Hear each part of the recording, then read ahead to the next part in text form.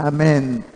Amén. Quiero que vayamos y abran sus Biblias en el Evangelio según San Juan, en el capítulo 15. Evangelio según San Juan, capítulo 15.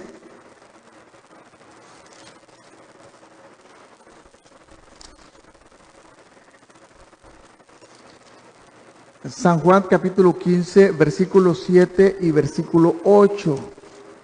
Nos dice la palabra del Señor de la siguiente manera. En esto es glorificado mi Padre. Son palabras de Jesús. En esto es glorificado mi Padre, que llevéis mucho fruto y seáis así mis discípulos. Como el Padre me ha amado, así también yo os he amado. Permaneced en mi amor. Dos cosas. ¿Cómo es glorificado el Padre? Cantaban un canto ahora muy bonito, de estos cantos ya hace tiempo no cantamos, que es lo que decía, que el mundo sepa, que el mundo nos oiga. Y Dios no nos ha llamado, hermanos, a ser convertidos. Dios nos ha llamado a ser discípulos y predicar la palabra. ¿Y quiénes se van a convertir en discípulos? Aquellos que vengan a Jesús por la palabra que escucharon. Usted no tiene que convencer a nadie, ni esforzarlos, ni torcer el brazo para que acepte al Señor. Simplemente le predica la palabra. Amén. Pero cuando esta persona recibe la palabra, ahora sí tenemos un trabajo grande. Es que sea un discípulo del Señor y le corresponde a usted y a mí discipularlo, enseñarle, formarle. Y dice que en esto es glorificado mi Padre, en que llevemos mucho fruto. Y después Jesús nos dice, de la manera como el Padre me amó a mí, de la misma manera yo les amo a ustedes. Entonces, como estaba diciendo antes, hay cosas que la palabra del Señor nos dice y tenemos que creerlo, confesarlo, porque es su palabra. La Biblia dice que para llevar mucho fruto tenemos que andar en fe. Y la Biblia nos dice también en dos versículos muy importantes que el justo vivirá no por lo que hace, no por lo que tiene, sino por la fe. No solamente por lo que dice, porque usted puede decir muchas cosas, pero es que lo cree. Cuando decimos, la gente dice yo creo en Dios, pero es que no hay que creer en Dios, hay que creerle a Dios. Los cristianos no tenemos que creer en Dios, tenemos que creerle a Dios. Amén. Y creer en Dios y creerle a Dios son dos cosas muy diferentes. Usted puede ir por la calle preguntándole a la gente cuántos creen en Dios. Todos dicen creer en Dios. Pero ¿cuántos le creen a Dios? La pregunta que debe hacerse usted, no contestarla, es que yo le creo a Dios. Habacuc 2:4 dice que el justo vivirá por la fe, y también Romanos capítulo 4 versículo 3. Entonces vivimos por la fe, pero escuche bien lo que voy a decirle. Vivimos por la fe, pero cada quien escoge cómo quiere vivir según su fe. Cada quien escoge cómo quiere vivir según su fe. Ayer que veníamos a una reunión, hablaba con el hermano Fran. A veces nos hacemos tan espirituales, que le dejamos todo. Dios, hazlo tú. Ocúpate de eso tú. Si hay que barrer el patio, ojalá Dios lo barriera. Si hay que hacer la otra cosa, ojalá Dios lo hiciera. Ojalá Dios viniera al culto por nosotros, porque tenemos tanta fe, o sea, dejémoselo al Señor. Escuche, la palabra dice que cuando tenemos fe, tenemos que movernos conforme a esa palabra. Es necesario movernos en la fe. Santiago habla de eso. Muéstrame tu fe y yo te muestro ¿qué? Mis obras. Si no es una contradicción, es que nuestras acciones van a demostrar la fe que realmente tenemos, no lo que decimos. La fe que realmente tenemos se va a mostrar con nuestra vida, con nuestra manera de vivir, con lo que realmente hacemos. Entonces debemos de movernos en fe todos los que tienen fe para algo espiritual, escuche bien esto, todos los que tenemos fe para algo espiritual, no debemos ser negligentes con las cosas materiales o la vida que vivimos cotidianamente. Porque si no, estamos negando nuestra fe. Dios nos ha llamado a accionar. ¿Qué dice el Señor? Venid a mí. Dios no te trae. Venid a mí todos los que estáis trabajados y cargados, y yo os haré descansar. Sí, pero como estoy tan fatigado, tengo tantos problemas que mejor ni me muevo. Aquí me quedo hasta que Dios se mueva. Ahí te vas a quedar. Venid a mí todos los que estáis trabajados y cargados, que yo os haré descansar. Los que verdaderamente buscamos un tesoro espiritual, jamás podemos dejar de tener fe aún en lo material, porque vivimos en un mundo físico. Usted necesita un trabajo, ¿cierto? Y usted puede trabajar, pero como usted es espiritual, que no le paguen nada. ¿Está de acuerdo? No, necesitas eso también para moverte en el mundo en que vives.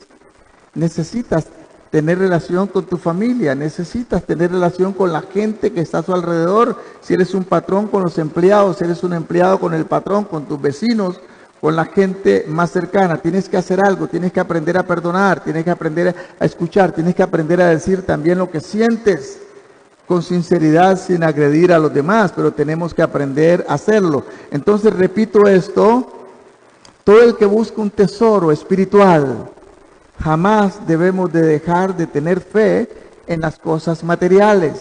¿Qué es lo que dice el Señor en Mateo 6:33? Buscad primeramente el reino de Dios y su justicia. ¿Quién tiene que buscar el reino de Dios? Usted. Y Dios va a darte esas añadiduras, pero tienes que recibirlas. Cuando hablamos del perdón, pedimos perdón a Dios. Señor, te pido perdón porque yo he faltado a esto, a mi esposa, a mi amigo, a alguien. Te pido perdón porque ese es mi pecado. Señor, pero yo recibo tu perdón, acepto tu perdón. Porque si no aceptas el perdón, Dios te perdona. Pero si usted no acepta el perdón, de nada te sirve que Dios lo haga. Y este es el mundo en el cual vivimos. Hay que madurar, hermanos, en esta área.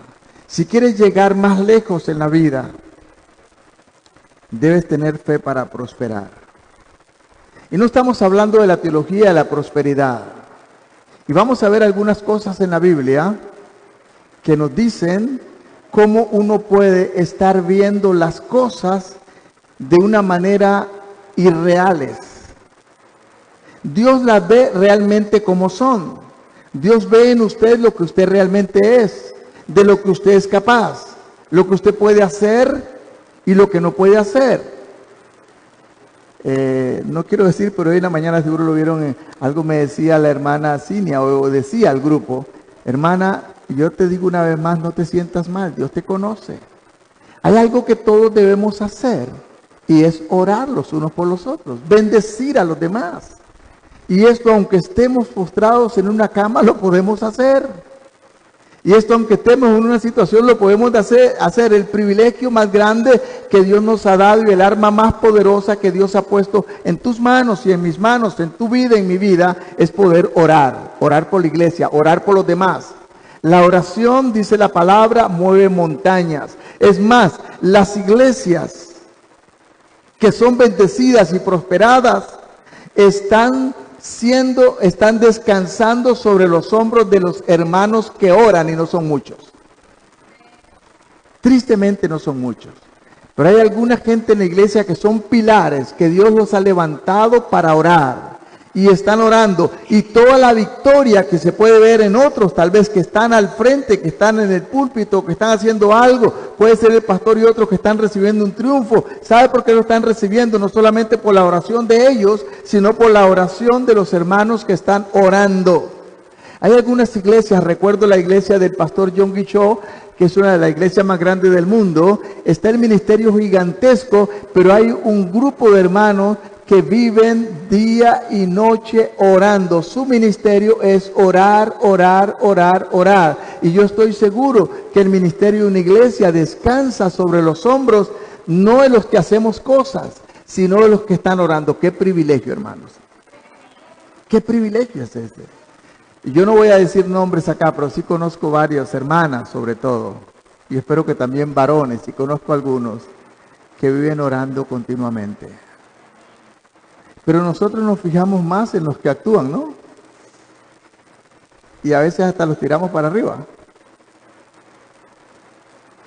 ¿Cuántos decimos gracias a Dios por las personas que viven orando continuamente? Que están en la brecha, guerreando, para que nosotros, los que estamos al frente, cosechemos los frutos. Y a veces hasta recibamos la alabanza de los demás, inmerecida porque le pertenece al Señor. Pero si alguien merecería, serían los que están orando y clamando al Señor. Quiero que leamos un pasaje, tenemos que madurar en esto. Y el pasaje sobre el cual yo quiero compartir hoy, que lo iba a compartir el miércoles, pero tuvimos algunos problemas y Dios me inquietó para que lo compartiera hoy, está en Jueces. Es un pasaje que posiblemente ustedes conocen, que lo han leído, tal vez que han escuchado muchas enseñanzas sobre esto, pero quiero que una vez más seamos bíblicos y vayamos y analicemos no lo que nosotros pensemos, sino lo que semánticamente y hermenéuticamente la Biblia nos enseña. En el libro de Jueces, en el capítulo 6, a partir del versículo 11 y el versículo 14, quiero que leamos este pasaje. Vemos ahí algo muy interesante. Dice: y vino el ángel de Jehová y se sentó debajo de la encina que está en Ofra, la cual era de Joás Abieserita, que era el papá de Gedeón, y su hijo Gedeón estaba sacudiendo el trigo en el lugar para esconderlo de los madianitas. Y el ángel de Jehová se le apareció y le dijo: Jehová está contigo, varón, ¿cómo le dice? Varón esforzado, dice esta versión que yo tengo, y valiente. ¿Quién era el varón esforzado y valiente? Gedeón. Vamos a ver si él se lo creía. Gedeón le respondió: Señor mío, si Jehová está con nosotros, ¿por qué nos ha sobrevenido todo esto? ¿Y dónde están las maravillas que nuestros padres nos han contado diciendo: no nos sacó Jehová de Egipto, y ahora Jehová nos ha desamparado y nos ha entregado en mano de los madianitas? Versículo 14. Y mirándole fijamente, mirándole Jehová, le dijo: ve con tu fuerza, con la que tienes ahora, ve con tu fuerza y salvarás a Israel de mano de los madianitas. ¿No te envío yo? Es una pregunta. Qué interesante, ¿no? ¿Qué es lo que dije antes? Nosotros vemos una cosa, Dios ve otra. ¿En quién? En nosotros mismos. Dios nos está viendo de una manera y nosotros nos estamos viendo de otra. Dios confronta a este joven, Dios confronta a este hombre, se le queda viendo fijamente a la cara y lo confronta. ¿Por qué? Porque antes Dios vino y le dijo lo que él era delante de Dios. Tú eres un hombre esforzado y valiente. ¿Se lo creía Gedeón? No. No creía nada de eso. Dios lo confronta de una manera fuerte. Dios lo desafía. Dios tenía un concepto de él. Y el concepto que Dios tenía era la verdad. El concepto que Gedeón tenía era el concepto falso, lo que el enemigo había puesto en su corazón. Dios tiene un concepto de usted, de su vida. Pero usted tiene otro concepto según las circunstancias. Lo que el enemigo te ha puesto, lo que la circunstancia, lo que te rodea, te hace sentir, y eso es lo que usted cree que es, y posiblemente termina funcionando de esa manera. De hecho, nos hemos dado cuenta que los seres humanos tenemos esto. Usted puede comenzar con un niño muy pequeño, diciéndole cosas. Hay malas costumbres a veces. Decirle a los niños desde que son muy pequeños, usted no sirve para nada. Usted es un inútil. Usted servirá para esto y para esto. Muchas veces le pasaba más que nada a las jovencitas. Las mamás les decían cosas groseras. Usted puede comenzar con un niño diciéndole esto y cuando pasan los años, usted es un tonto, usted no sirve para nada, usted no entiende nada. Y posiblemente cuando tenga los 14 o 15 años y sigue por ahí, se le caerá la baba. Esto termina entrando en su corazón y formando un carácter en su vida, que no era la realidad de él. Decía uno de los ingenieros con que trabajaba antes de venir al ministerio, después de salir del ICE, y él me dijo esto. Dice, no hay nadie, yo sé que sí hay algo de esto, pero dijo, no hay nadie más inteligente que otros. Cuando está hablando de los profesionales y de la gente sencilla de campo que tal vez no ha tenido la oportunidad de formarse, él decía esto, lo que ha tenido son más oportunidades. Tuvo la oportunidad de estudiar, de llegar a un lugar y desarrollarse. Este campesino no tuvo esa oportunidad. Entonces no es que este era más inteligente y tenía más capacidades en su cerebro, solamente tuvo más oportunidades. Amén. Más oportunidades. Y el enemigo se aprovecha de poner en nuestras mentes cosas que realmente no son la verdad. Lo que Gedeón tenía un punto de vista que le provocó esta realidad. Si ven desde el versículo 1 dice que los amalecitas y toda esta gente de hacía 7 años los tenían bajo control. Y les hacían barbaridades, esperaban que llegara la cosecha para venir por cantidades como langosta, les asaltaban, les robaban, se les llevaban la comida, se les llevaban los animales y los dejaban muriéndose de hambre. Así que ellos tenían que ser un poco más listos y esconder lo poco que pudieran para no morirse.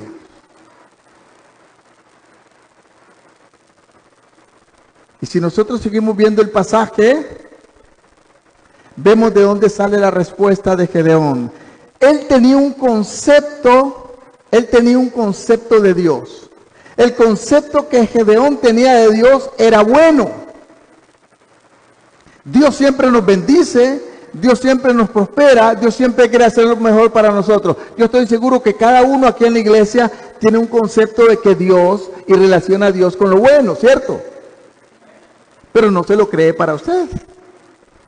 Gedeón dice, Dios es bueno. Entonces, como Dios es bueno, eso significa que Dios no está conmigo. ¿Cuántas veces usted ha creído que Dios no está con usted?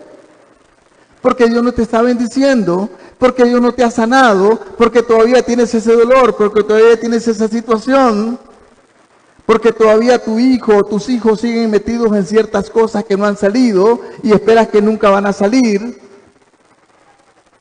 porque no estás viendo lo que Dios dice. Dice que Él vino para que tengamos vida y vida en abundancia. Gedeón creía que Dios era bueno. Gedeón creía que Dios podía prosperarle. Pero como Dios no estaba con él, entonces no lo hacía. Cuando el ángel de Jehová le dice, esforzado y valiente, yo te he escogido para que liberes a tu pueblo. Dice, bueno, ¿cómo lo va a hacer? Sí, mira a Dios en lo que estamos. Me han contado historias mis antepasados de lo bueno que es Dios y yo lo creo, pero Dios nos dejó. Dios nos abandonó. Dios ya no está con nosotros. Y la respuesta era este concepto que él tenía. Un pésimo concepto de sí mismo y de su familia. Sigamos viendo el pasaje donde estamos en el capítulo 6. ¿Qué es lo que dice Gedeón, siguiendo más adelante, cuando Dios le dice que Él lo ha escogido para que libere a Israel de estas multitudes que venían? Dice el versículo 15, entonces le respondió, Señor mío, ¿por qué salvaré yo a Israel? He aquí que mi familia es pobre, descendientes de Manasés. ¿Saben quién era Manasés? Manasés era uno de los hijos de José. que lo tomó como hijo Jacob.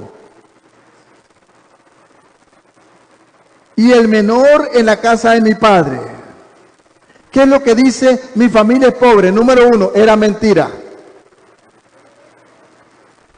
El papá de Joás, el papá de este chico, de Gedeón, era uno de los más pudientes en el pueblo, en Israel, en la tribu donde estaban. Era una voz cantante que estaba ahí. Era el único que se había podido hacer un altar pagano para adorar a Baal y a Asera. Tenía ganado y tenía 2 toros muy finos. Tenía muchos sirvientes. ¿Y qué es lo que dice Gedeón? Otra vez veamos el versículo 15. Entonces respondió al Señor mío: ¿con qué salvaré yo a Israel? He aquí mi familia es pobre. Bueno, todos estaban en pobreza, pero uno de los que estaban mejores entre toda la comunidad, se podía decir que entre los miserables, el rico del pueblo era Joás. Y yo soy el menor de mi padre. ¿Recuerdan lo que pasó con David una vez? Cuando vino el profeta, porque Dios le envía después de que termina el reino a los ojos de Dios, de Saúl, Dios envía a Josué, al profeta Samuel, para que unja al nuevo rey y llegue a la casa de Esaí. Y habían un montón de hermanos que estaban en el ejército, eran importantes, eran soldados de élite. Y cuando le dice el profeta a Esaí que viene para ungir a uno de sus hijos como rey, se los presenta y hasta el profeta se equivoca cuando ve al primero que pasa y dice: delante de ti está tu ungido, y el Señor le da un regaño. Tú miras lo que está delante de tus ojos, pero yo miro el corazón. Y el profeta se queda callado, no dice más. Pasa el uno, no, ese no. El que sigue, no. El que sigue, no. El que sigue tampoco. Pasaron 6. ¿No le quedan más hijos? Sí, nos queda un chamaquito, pero ese no se mete en las cosas de los grandes. Ese lo tenemos allá cuidando las ovejas, porque es un jovencito. Ni siquiera se nos ocurre pensar que él puede ser un rey. Así que a él no lo invité, porque no llena los requisitos, por así decirlo, para ser un rey. ¿Y qué le dice el profeta Samuel? No nos sentaremos a la mesa hasta que él venga.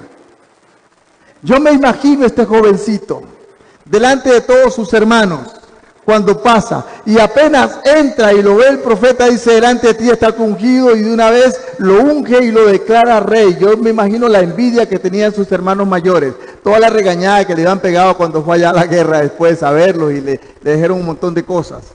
Casi le dijeron metiche, entrometido. ¿Y sabe qué? David no dijo: no, a mí no, yo soy un huila, ¿cómo se le ocurre? Ahí están mis hermanos. No, aceptó que lo ungieran. No sabía cómo lo iba a hacer, ni qué iba a pasar, pues se sentó a la mesa y yo me imagino los hermanos viéndolo. Era el rey de Israel en el futuro, pero en el plan de Dios ya lo era. Pues acá, la diferencia de Gedeón es que Gedeón dice: yo soy el menor de todos, en la casa de una familia pobre. ¿Cómo se le ocurre a usted pensar que yo voy a salvar a Israel? ¿Con qué? ¿Y qué es lo que le había dicho el Señor? Con tu fuerza, con lo que tienes ahora. Dios le mira a usted de una manera distinta de cómo usted se mira. Dios te mira de una manera real, porque Él lo conoce todo. Y Él sabe las cualidades que tienes. ¿Para qué te ha llamado? ¿Para qué te ha escogido?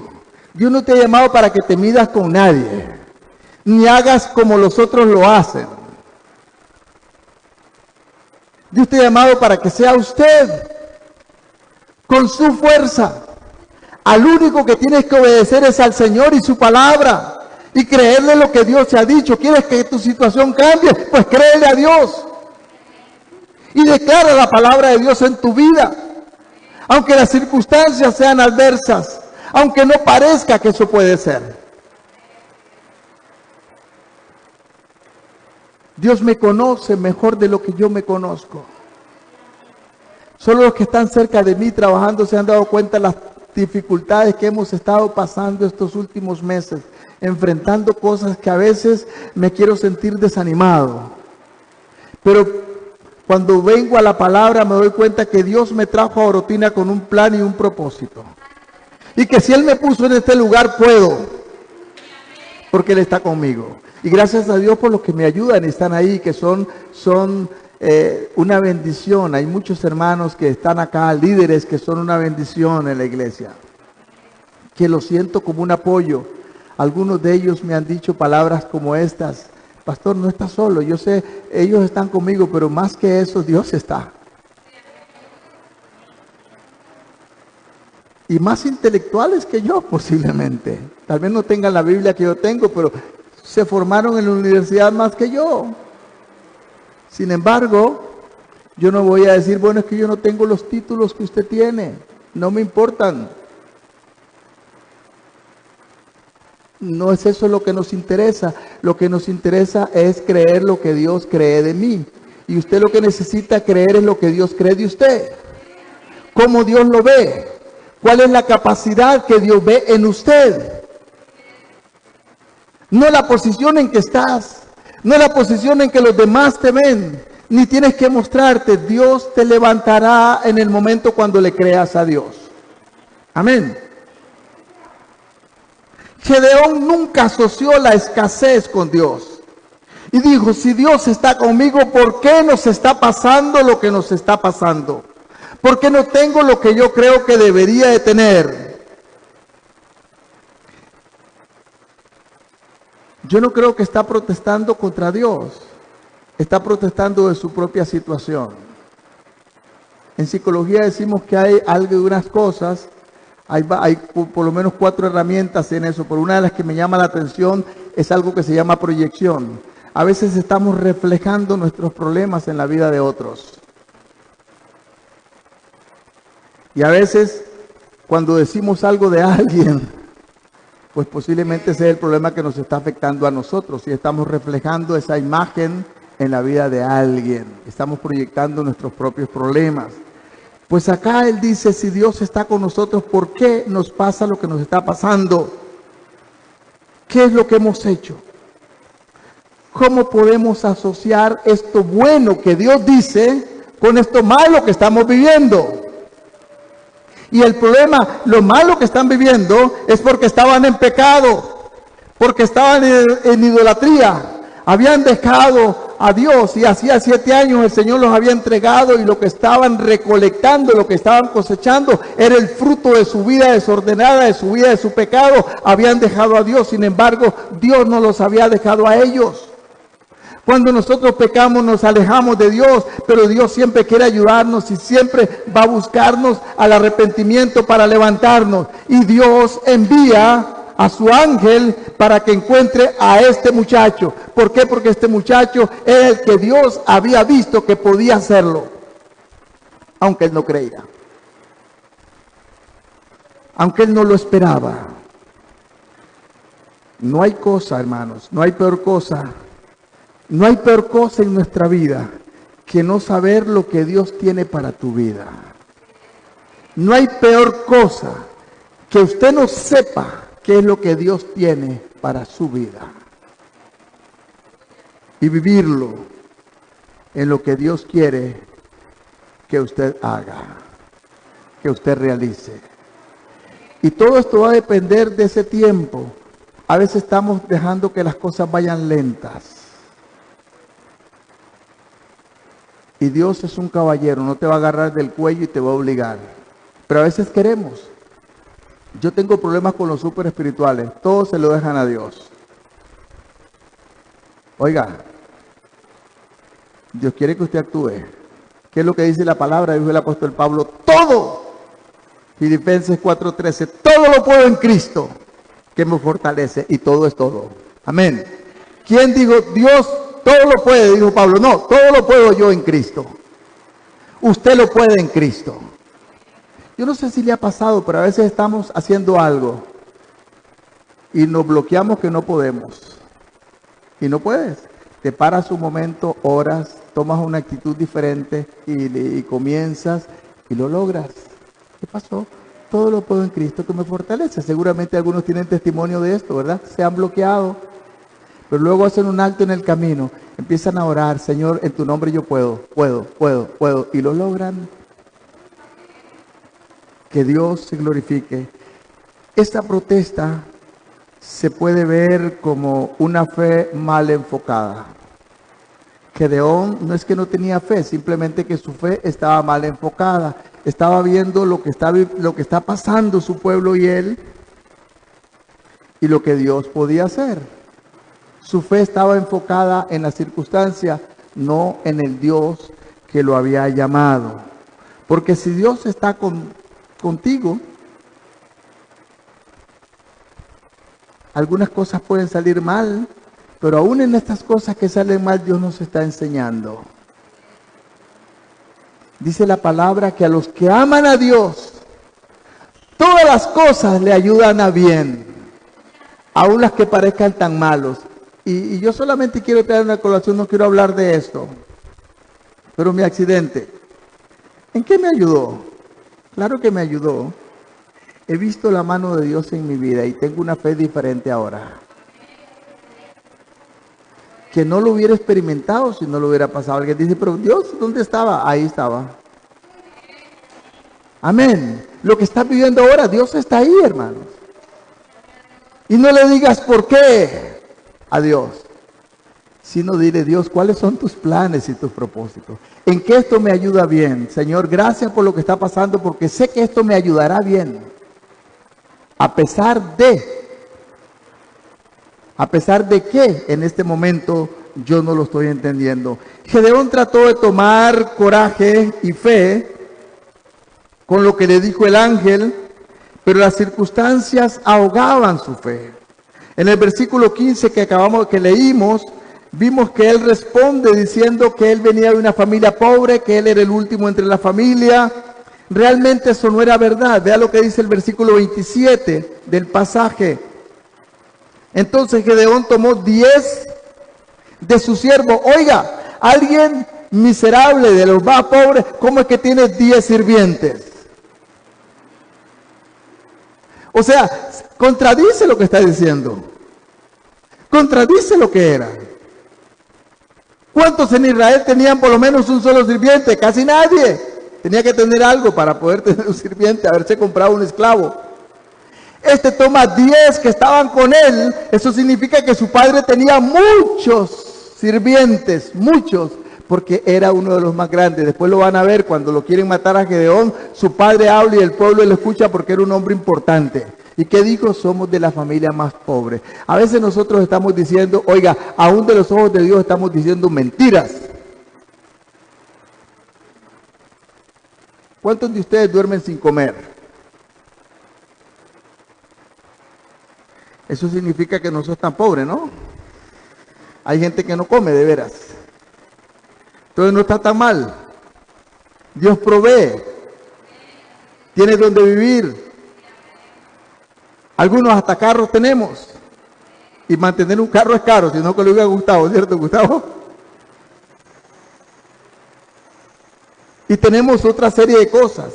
Y si vamos a su casa, tiene una serie de cosas que diría lo normal ahora es tener electrodoméstico, tener esto, tener lo otro. Eso significa que no estamos tan mal. Estamos diciendo a veces mentira a los ojos de Dios. No somos lo que decimos ser. Y como Dios nos ve, estamos bendecidos. Este hombre decía, somos lo peor, y tenía 10 sirvientes él. Qué interesante. Posiblemente en una teofanía, cuando Dios se le presenta, porque Dios es espíritu, un ángel viene, habla con él y le dice algo más. Esto motiva la fe que estaba siendo ahogada por una fe mal enfocada. Y ahora él toma una actitud diferente. Si seguimos leyendo lo que dice el versículo 22 y el versículo 23 de la palabra, dice: viendo entonces Gedeón que el ángel de Jehová dijo: ah, Señor Jehová, he aquí, he visto el ángel de Jehová cara a cara. Versículo 23, pero Jehová le dijo: paz a ti, no tengas temor porque no morirás. ¿Qué pensó? En el pueblo de Israel pensaba que si uno veía a Dios, Dios había dicho: nadie puede verme y seguir viviendo. Cuando Gedeón se dio cuenta que era el Señor que estaba ahí, posiblemente Jesús, casi siempre en el Antiguo Testamento cuando se habla del ángel de Jehová, era Jesús en el Antiguo Testamento, que no aparece como Jesús, pero no siempre, pero casi siempre Jesús era el ángel de Jehová. Y le dice: he visto a Dios cara a cara. Y se asusta. ¿Y qué le dice el Señor? No temas, porque no vas a morir. Oiga, cuando Dios se te revela, no te vas a morir. A veces tenemos miedo de que Dios haga ciertas cosas porque pensamos que nos va a ocurrir. No, cuando Dios quiere tratar contigo, hermano, es porque Él quiere hacerlo. Y nunca será para mal, será para bien. Y entonces le dice: no vas a morir porque yo estoy contigo, yo te he llamado para esto, porque yo he visto, yo te he escogido para que tú, un hombre, una sola persona, libere a todo Israel de millares de enemigos que venían contra él. ¿Sabe una cosa? Hoy día tenemos millares de enemigos. La Biblia dice que el aire está lleno de demonios. No son unos cuantos, son millares. Aquel endemoniado gadareno tenía una legión, y la legión eran 6,000 soldados. En este caso eran por lo menos 6,000 demonios que estaban en ese hombre. Así que tenemos enemigos como estos madianitas, millares. Pero Dios le dice: yo te he levantado a ti para que lo hagas. Y pasan una serie de circunstancias. Y él prueba al Señor y le dice: Señor, yo quiero estar seguro. Hay que tener cuidado con tentar a Dios. Pero sí creo que a veces podemos pedirle al Señor: Señor, yo quiero hacer las cosas bien y quiero que tú me muestres. Porque a veces el enemigo también puede hablarte. Pero cuando usted está buscando al Señor, no crea. Cuando yo estoy orando, a veces yo le digo: Satanás, yo no recibo nada de ti y estoy hablando con el Señor, no contigo. Así que tú no te metes en esto. Yo no creo que Satanás va a venir porque estoy hablando con el Señor. No deje la puerta abierta. Y él le dice: bueno, Señor, quiero saber que eres tú. Ya vemos lo que pasa adelante. Pone un vellón, le dice el Señor que no caiga rocío alrededor, solamente en el vellón. Y el Señor lo cumple. Ve el Señor cumpliendo órdenes, no órdenes, peticiones de una persona porque Él quiere servirle. Hermano, no es tentar a Dios cuando Dios quiere usarte y Dios quiere que estés seguro que Él lo está haciendo. Y al día siguiente recoge un tazón de agua. Y luego le dice: Señor, no se enoje, pero quiero comprobarlo. Mañana que el vellón esté seco y todo alrededor esté mojado. Y el Señor lo logró. Ahora sí. ¿Estamos listos, Gedeón? Vamos para adelante. A cumplir lo que yo te he mandado a hacer. Muchas veces queremos hacer lo que nosotros pensamos, como nosotros interpretamos las cosas, como nosotros sentimos. Hay caminos que al hombre le parecen rectos, dice la palabra en esa vida, pero su fin es perdición y es muerte. Pero también la palabra dice que como son más altos los cielos que la tierra, así son más altos mis pensamientos que vuestros pensamientos. Por lo tanto, tenemos que dejar que Dios tome control de nuestra mente y de nuestros pensamientos. Tenemos que entregárselos a Él. Hay cosas que no entendemos ahora, pero dice la palabra, las entenderemos después. Si seguimos viendo, vayamos al versículo 28. Por la mañana, cuando los ciudadanos se levantaron, ¿qué es lo que había ocurrido? Dios les dio instrucciones de lo que debía hacer. Y él todavía seguía como usted y yo teniendo miedo. Muchas veces nos lanzamos a algo y no me diga, hermano, no me venga diciendo es que yo tengo una fe loca, ciega, que voy y yo sé que el Señor. Muchas veces sabemos que Dios está ahí, pero tenemos la humanidad y vamos como temblando, ¿no? Vamos como con un poquito de miedo y ahí vamos, pero vamos para adelante, obedeciendo.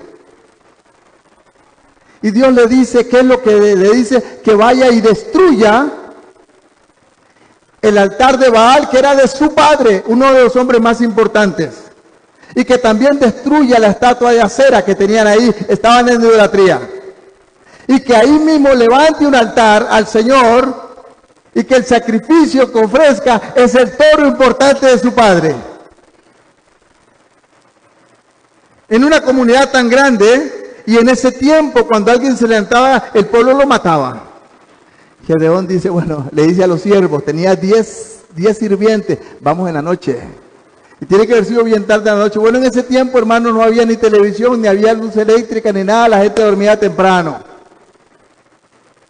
En la noche fueron, desbarataron el altar, quebraron la estatua de Acera, que era una diosa, y luego mataron el segundo toro y lo quemaron en sacrificio. No sé cómo no sintieron el olor, seguro estaba un poquito largo, qué sé yo, y lo ofrecieron en sacrificio. Y vea lo que dice el versículo 28, a la mañana siguiente los de la ciudad se levantan y he aquí que el altar de Baal estaba derribado, cortada la imagen de acera que estaba junto a él, y el segundo toro había sido ofrecido en holocausto sobre el altar edificado. Levantó un altar, el lugar donde estaba el altar de Baal, ahí se levantó un altar para Dios. ¿Qué es lo que tenemos que hacer, hermanos? Esos lugares donde hemos levantado altares espiritualmente, por así decirlo, para el enemigo, para cosas de este mundo, para la Babilonia que estamos viendo en la Biblia, que Babilonia significa todo ese tipo de pecados, de maldad, de problemas sexuales, de idolatría, todo ese tipo de perversidad. Ahí debe levantarse en nuestra vida el altar para el Señor. Se levantó un altar a Jehová y se le ofreció un sacrificio. El toro no era heredad de su padre. ¿Qué importa? Las cosas para el Señor son primero. Y le dijeron unos a otros, ¿quién ha hecho esto? Y buscando inquirieron y les dijeron, Gedeón, hijo de Joás, lo ha hecho. Entonces los hombres de la ciudad, ¿qué dijeron a Joás? Versículo 30, saca a tu hijo para que muera, vamos a matarlo por lo que hizo. O sea, en ese tiempo no era como ahora, hermano, se jugaba la vida. ¿Y qué es lo que he predicado cuando estudiamos Apocalipsis? Que todo cristiano, hermano, debe considerarse un mártir en potencia por la causa del Señor. Si tenemos que morir por Cristo, pues muramos. Hermanos, es difícil a veces estar en un lugar donde uno teme. Creo que les he contado algunas veces, y he pasado algunas veces en África, nos pasó alguna vez cuando yo entré a Argelia, que es cuando ya han matado todos los misioneros y toda esta situación, y había toda una revolución ahí por este asunto de legalismo musulmán, y era muy peligroso. Y yo recuerdo cuando me bajé del avión, entre una fila de soldados con un arma en el pecho, tenía miedo, sí tenía miedo, pero tenía que estar ahí, y pasé. Otra vez nos asaltaron en Senegal una turba como de 400 personas y estábamos nosotros calladitos, escondidos para que no nos descubrieran porque nos iban a matar.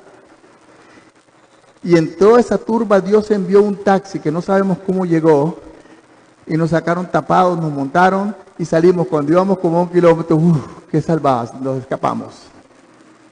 Pero tuvimos miedo, claro, hermanos, tuvimos mucho miedo. Horrible, sentimos la vida que se iba por un hueco. Sabíamos que éramos cristianos, sabíamos que Dios estaba con nosotros, pero teníamos miedo. Pero ahí íbamos, creyéndole al Señor. Pues ¿qué fue lo que hizo este hombre? De noche fue y lo hizo. Sabía que al día siguiente posiblemente su vida peligraba. Sin embargo, Dios le dijo, no vas a morir porque vas a tener que liberar a Israel. Es muy posible que Dios le tenga a usted en esta iglesia con un propósito, hermano, no solamente para que caliente la sillita. Hay algo más que Dios quiere de usted. Y si dice, como dijo la hermana Cinia, me siento mal porque estoy enfermita, bueno, puedes orar. Y aún tu sanidad puede venir en ese tiempo de la oración, podemos ser bendecidos. La oración mueve montañas. ¿Y quiénes son los que oramos? El pueblo de Dios. Pero hay algunos que han sido llamados para orar. Y yo sé que algunos lo hacen y conozco a algunos y no voy a decir el nombre acá, no estamos para tirar a nadie para arriba. Pero sé que Dios sí lo sabe y los está escuchando. ¿Y qué pasa? Dice el versículo 31, vea que Joás no era una persona cualquiera, como había dicho su hijo. Joás respondió a todos los que estaban junto a él: ¿contendéis vosotros por Baal? Les hace una pregunta al pueblo que vino: saca a tu hijo, lo vamos a matar. ¿Defenderéis su causa? Cualquiera que contienda por él, que muera esta mañana. Cualquiera que quiera defender a Baal, que muera esta mañana. O sea, era un hombre importante. Si Baal es Dios, si Baal es un Dios, que se defiende él mismo. Y que lo mate Baal a Gedeón. Pero el que levante la mano muere ahora. O sea, que no era cualquier persona, era un líder importante. Si Baal es Dios, que lo haga él. A veces hablamos de idolatría, pero hay una serie de dioses que tenemos en el corazón. A veces puede ser incredulidad, puede ser lo que tenemos, puede ser nuestra posición, puede ser la parte económica, puede ser tu marido, puede ser tu esposa, pueden ser tus hijos, puede ser los bienes que tengas, que confiamos en el Señor. Pero si me tocas esto como el joven rico, te vas enojado porque no lo quieres soltar. Ese es un Dios. Y peligroso.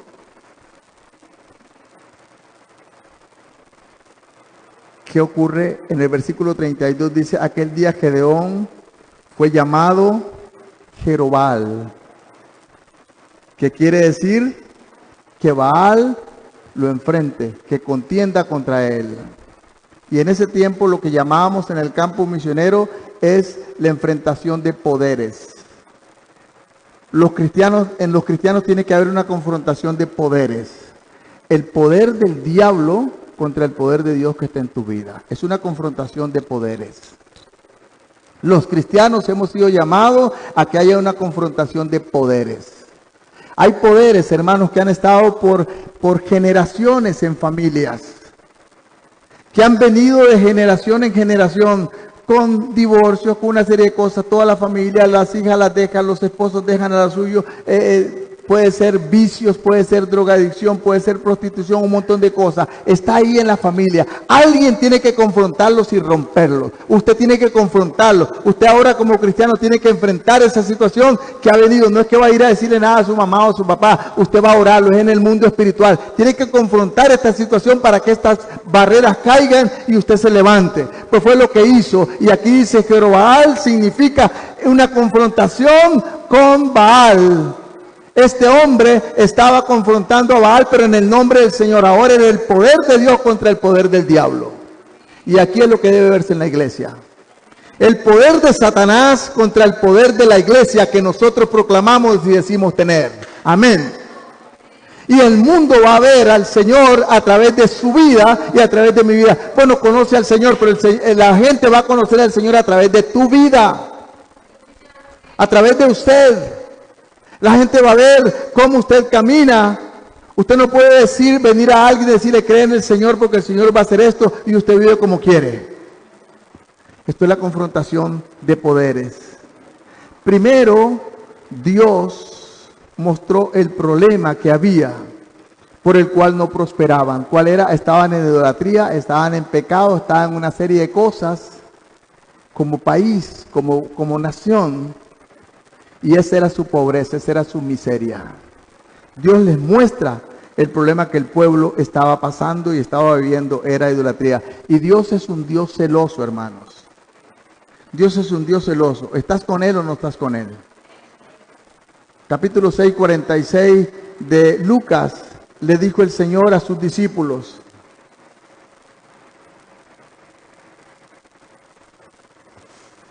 ¿por qué me llaman Señor, Señor, y no hacen lo que yo les mando? En otras palabras, Él no era su Señor. Voy rápido porque debo terminar. Todos los hombres fueron usados por Dios al darse cuenta de que lo que tenían que hacer era lo que Dios quería que ellos hicieran. Pero necesitaba un líder que estuviera al frente. Y termino con esto. 32,000 soldados después de hombres del pueblo vinieron para ayudar a Gedeón. Pero Dios le dijo, son muchos. ¿Sabe lo que la palabra dice? No es con ejército, no es con espada, es con mi espíritu. No es con lo que crees que puedes tener, que te acompaña. Le dijo el Señor, son muchos, te los voy a probar. Cuando vayan al río, todos los que tomen agua, inclinándose para tomar, bueno, primero le dijo, todos los que tengan miedo, que se vayan para la casa. ¿Cuántos tienen miedo? Un montón. Como 10,000 se fueron.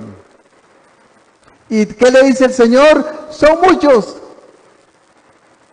No vaya a ser que después sientan que con su fuerza, con su capacidad vencieron. Son muchos, que se vayan. Te los voy a llevar al río. Cuando fueron al río, todos los que se inclinen abajo, agachen su cabeza y se la metan en el agua para tomar, esos tampoco sirven, van para atrás.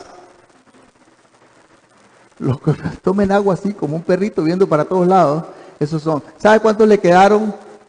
300 para millares de enemigos que estaban ahí. Y ahora sí, suficiente, 300. Ni siquiera una milésima uno, porque eran millones, tal vez los que venían, miles, y él tenía solamente 300. Y luego le dice, y él está esperando al Señor, eso es lo importante, está esperando al Señor, que el Señor le guíe, necesitamos dirección del Señor en lo que estamos haciendo. Y entonces se acercan al campamento donde están, en el capítulo 7 dice, se acercan al campamento donde están los enemigos, ahí descansando porque posiblemente al día siguiente o los días postreros van a atacarles. ¿Sabe qué armas tienen? Nada. Tenían una antorcha, una vasija de barro y una trompeta. ¿Quería usted pelear con eso? Pero está esperando al Señor. Y Dios le dice, si tienes miedo, ve tú solito con tu sirviente, acércate al campamento de los madianitas. Y él se acerca. Y llegan bien cerca. Y uno de los que estaban ahí, estaban hablando, y un soldado le dice al otro, le cuenta un sueño. Y le dice, anoche tuve un sueño, que un pan de cebada se vino rodando y golpeó una de nuestras tiendas. Y le hizo tanto daño, que fue terrible el daño que hizo. ¿Sabe qué hizo eso? Un pan de cebada. Para nosotros un baguette que se vino rodando y le botó su casa. Y el otro dice, esto no es otra cosa que Gedeón, el hijo de Joás, que Dios ha levantado. Gedeón estaba oyendo y se regresa y le dice, levantémonos, porque Dios los ha entregado en nuestra mano. Creyó. ¿Y qué llevaban? Cada uno lleve su vasija, su trompeta, y cuando yo les grite, quiebren la vasija y toquen la trompeta. Solo el Señor puede hacer esas cosas, ¿no? Es que todo lo que hemos estado haciendo ahora en pandemia, ¿cierto, Cristian? Ha sido solo Dios puede hacerlo. Y cuando llegó allá, todos se pusieron en posición, 300 contra millares. Tocaron la trompeta, quebraron la vasija, me imagino que 300 vasijas hizo mucho ruido. Todo el mundo se volvió loco, se mataron entre ellos y huyeron. Y Dios le dio una gran victoria. ¿Por qué? ¿Qué dijo? ¿Cómo lo había visto Dios? Joven, el versículo 12, esforzado y valiente. Yo te he escogido para liberar a Israel de esta esclavitud en la cual su pecado los ha metido. Si lo aplicamos hoy para nosotros, primero, ¿cómo te ve Dios? ¿Cuáles son los planes y los propósitos de Dios para tu vida en esta congregación, en este pueblo donde estás, acá donde estás, en Orotina? ¿Para qué te escogió Dios? ¿Cómo te ve Dios? ¿Cómo te miras tú? Si empiezas a ver tu discapacidad, eso no viene del Señor. Porque Dios, lo que leímos en Juan, dice que Dios se deleita en que llevemos mucho fruto. ¿Y quién va a llevar esos frutos? No lo va a hacer el pastor, ni los pastores, ni los líderes. Lo tiene que hacer cada uno de nosotros. Dios te escogió para eso. Y si Dios te llamó en este tiempo, es porque Él sabe que puede. Y si Dios no te ha llevado a su presencia, es porque te tiene con un propósito en esta tierra. ¿Sabe una cosa? Yo decía algo y suena un poco feo. Cuando me convertía yo decía, algunos cristianos cuando se convierten mejor se murieran. Suena horrible, ¿no? Porque mejor Dios se los lleve, no vaya a hacer que se descarríen y se pierdan. Pero no, Dios no te lleva porque te tiene en esta tierra con un propósito. Amén, Dios te tiene con un propósito. Pregúntale, empieza a investigar para qué te llamó Dios. ¿Estás cumpliendo el propósito de Dios o te estás viendo solamente en tu discapacidad? La segunda cosa es, ¿cómo lo voy a hacer? No sé, Dios te guiará. Seguramente no te va a dar las armas más poderosas. Bueno, ya te dio la arma más poderosa, la oración. Y tienes otra cosa que se llama palabra de Dios. Hay que empezar a leer la palabra y empezar a escudriñar. Y la otra cosa es posiblemente te esté dando una vasijita y una trompetita para que enfrentes al diablo. Si lo ves lógicamente, esto no parece lógico. Pero en el plan de Dios es lógico. Hay caminos que al hombre le parecen rectos, pero su fin es perdición y de muerte. Pero como son más altos los cielos que la tierra, en el plan de Dios es que con esa trompetita y esa vasijita, tú vas a conquistar al mundo que te rodea, a tu familia, el lugar donde estás. Amén. ¿Podemos creerlo? Entonces la pregunta era, ¿cómo cambiamos nuestra situación? Número 1, creámosle a Dios. Declaremos esa palabra en nuestra vida. Y empecemos no a aplicarnos lo que nosotros pensamos que es. Empecemos a aplicarle la palabra de Dios a nuestra vida, a nuestra mente, aunque no parezca lógico. ¿De acuerdo? ¿Lo hemos entendido? ¿Qué vamos a hacer? Todavía tenemos muchas cosas por delante. Anoche estábamos en una reunión, estábamos enfrentando porque tenemos un problema con el plano acá. Y mientras nos reuníamos ahí, el liderazgo, salió un consejo sabio. Lo aplicamos y posiblemente el plano salga la próxima semana, porque se cometieron errores. Una de las cosas que parece que nuestros linderos están totalmente perdidos. Vino el topógrafo, pues vamos a seguir lo que Dios nos dice. Y después, ¿cómo lo resolveremos? El Señor sabrá. Pero lo que necesitamos ahorita es que se haga el traspaso y que se haga esto. Así que hemos decidido creerle a Dios y las situaciones van a cambiar. Amén. Póngase sobre sus pies, vamos a orar, vamos a decirle, Señor, Dios, tú tienes planes para esta iglesia, tú tienes planes para mi vida, no solamente dígalo para la iglesia, para mi vida, yo soy parte de esta iglesia y quiero cumplir, oh Dios, lo que tú me has pedido. Y Señor, si yo estoy buscando maravillas espirituales, no debo ser negligente también con las cosas materiales. No podemos esperar que Dios va a resolver todo acá. Dios nos ha puesto a nosotros para que lo resolvamos nosotros. Amén. Con la ayuda del Señor. Él está con nosotros. Él va delante de nosotros como poderoso gigante. Él es el capitán y nosotros le seguimos. Y en su nombre somos más que vencedores. Gloria a Dios. Levante sus manos y dígale, Señor, hay poder en Jesús. Hay poder en la sangre de Cristo. Él es el victorioso y nosotros estamos con Él. Y si Dios está con nosotros, nadie puede estar contra nosotros.